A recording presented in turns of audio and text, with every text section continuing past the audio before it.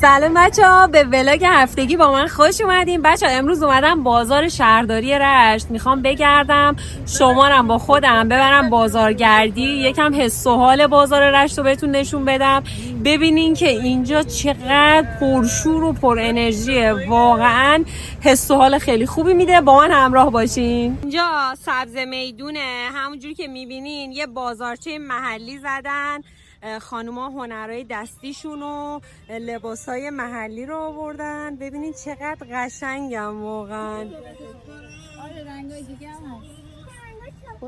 سلام بچه، این دختر خوشگل رو ببینید، لباس قاسم‌بادی پوشیده. ببینمت، ای خدا چقدر بهت میاد.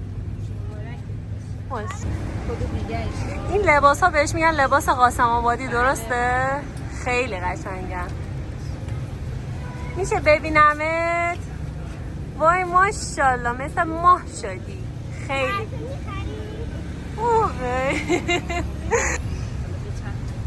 بچخ ببینیمت. وای خدا.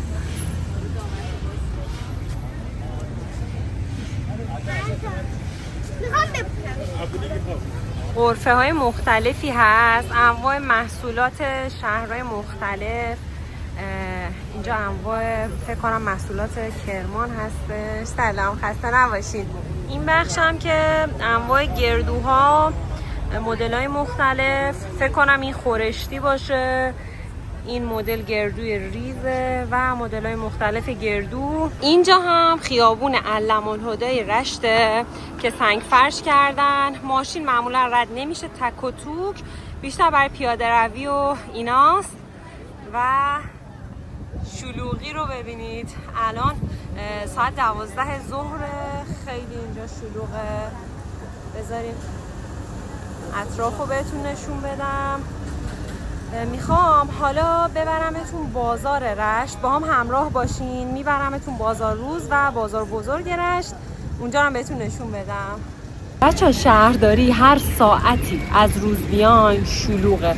یعنی الان که 12 ظهر من اومدم شلوغه، پر از آدمه. ساعت 1 شبم بیای همینجوریه، ساعت 2 نصف شب 3 نصف شب هم بیاین همیشه شلوغه، پر از آدماییه که یا اومدن خرید یا اومدن اینجا بشینن یه چیزی بخورن و خلاصه خیلی حس و حال و انرژی خوبی داره. یعنی آدم میاد اینجا حالش خوب میشه.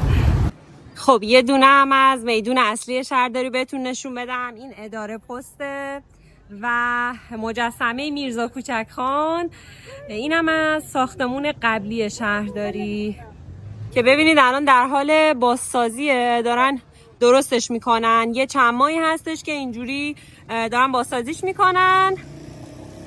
مرسی که تا اینجای ولاگ همراه هم بودین. خیلی خوشحال میشم اگه این ویدیو رو لایک کنین، برای دوستاتون بفرستین و چنلم رو سابسکرایب کنین، چون هر هفته کلی ولاگ رشت گردی و رستوران گردی داریم. اینجا ورودی بازار بزرگ رشته. بریم با هم داخل بازار بزرگ و از حس و حال و فضای باحالش بهتون نشون بدم. ببینید چقدر خوبه.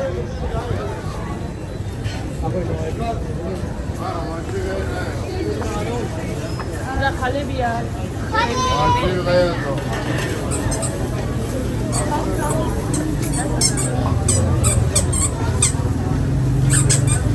انواع سبزی های محلی و ماست چکیده، پنیرهای سیامزی و چند مدل پنیر مختلف که خیلی اینا خوشمزن. اینجا هم بریم ببینیم چیا دارن. پنیرهای انواع مدل‌های مختلف.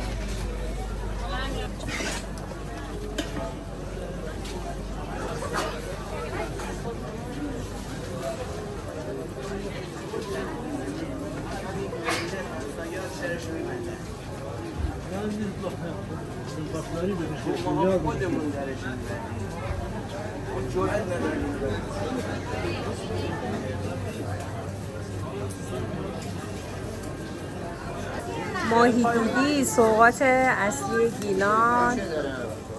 ببینید ماهی دوزی و انواع دلار 100 دارم اینجا 70 هم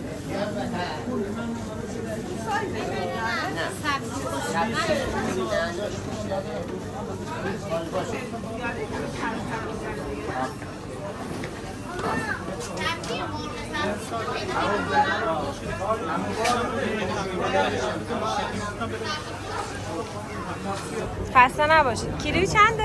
دونه یزدی 60 چه 50 اینا کیلویی چنده؟ این 140 140.